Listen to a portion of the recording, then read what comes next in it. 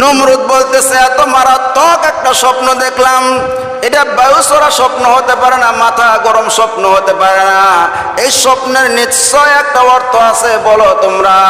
সবাই বলতেছে এই স্বপ্নের কোনো অর্থ নাই, এমনি আপনি স্বপ্ন দেখেছেন।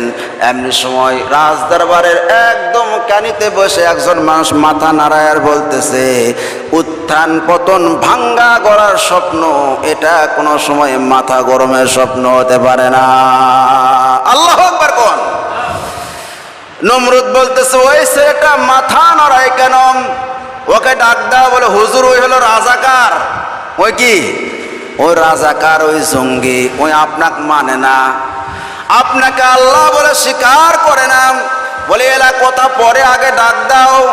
সেই সময় ওই যুবককে ডাক দেওয়া হলো, যুবক তুমি কেন মাথা নাড়াও আর বলো উত্থান পতন ভাঙ্গা চড়ার